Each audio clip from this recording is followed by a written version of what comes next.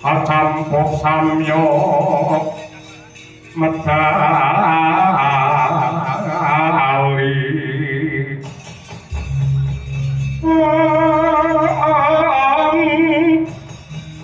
berkatet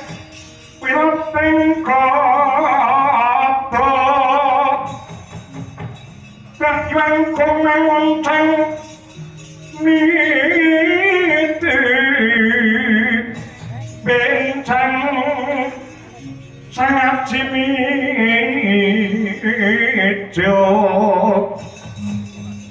matinya ngatali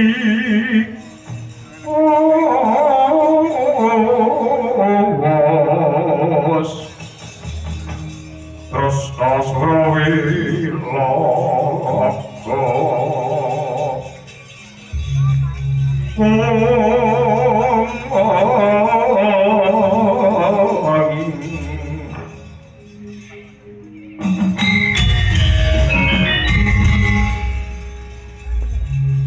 ilah yang awik namastu namasidat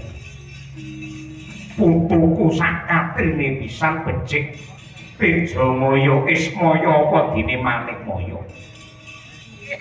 yen pancen jeneng kita kabeh ora kena ginawi becik wegah nampa warak nampik marang piwulang luhur sisan gawe diramekke lakon iki ripalungguhanikipun eyang gawe giri sayembara mara gage waspadakno kae wujuding gunung jamur dipa ora nyawang tejo maya ismaya apa dene manik maya sapa wae sing bisa nguntal gunung banjur dilepeh meneh kuwi sing sinebut sing luwih tuwa lan wenang kratoni Suralaya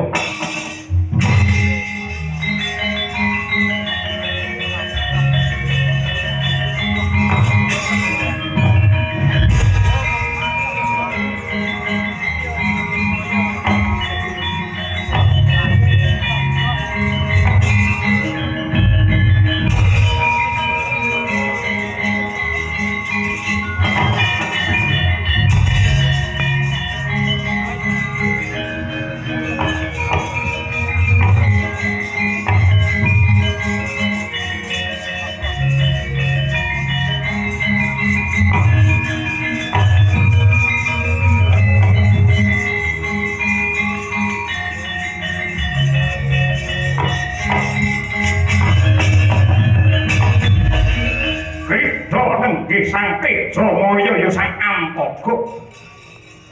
miturut dawuh pangandikanipun ingkang yang enggih sang Bapada Wenang sumangkah kang suku tumuju wonten ing gunung Jamur Dipa mangkono sigra pinanggeng wani matingalken kaprawiran lan kadigdayan minangkung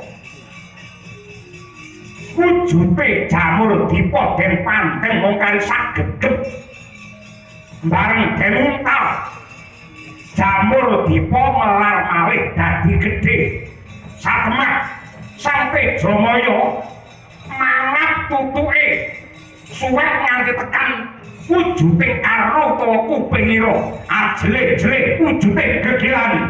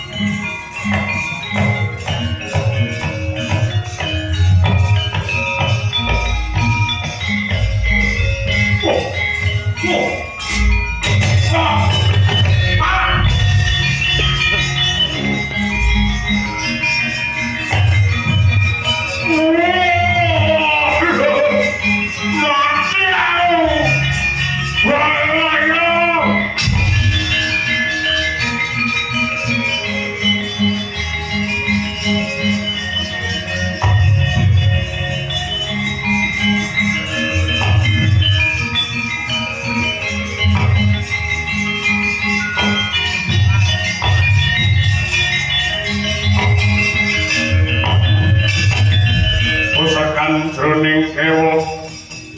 mandika tunclang padhangipun kang ketaman Brawaja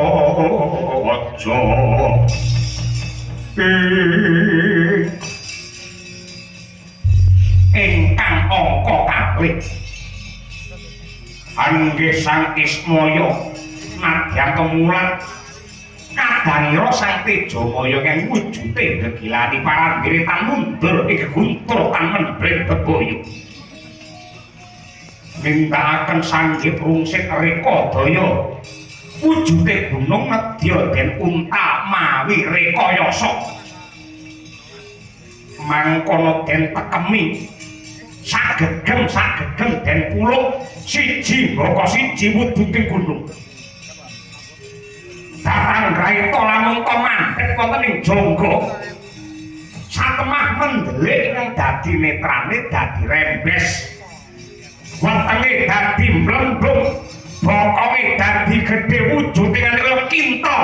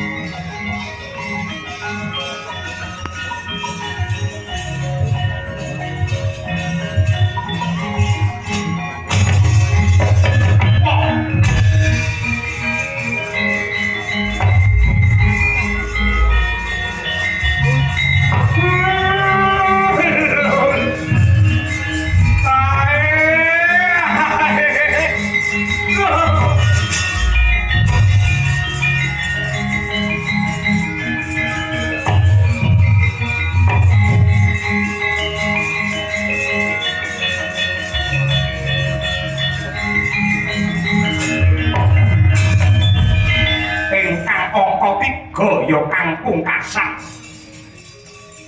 hanenggih risang manik moyo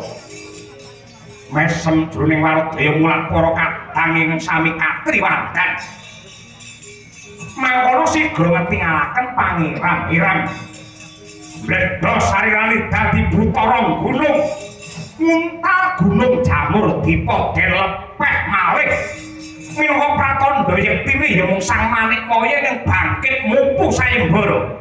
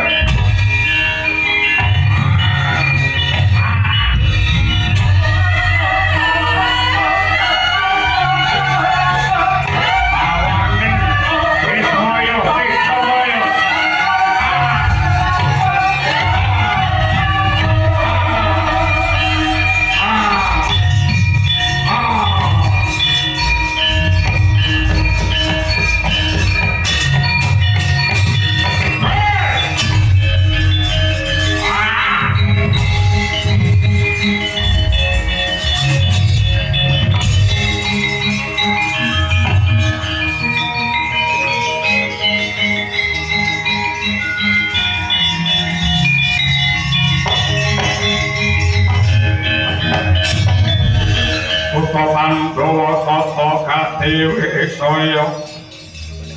Indriyarsa Sara Maruta Pawana Bana Margana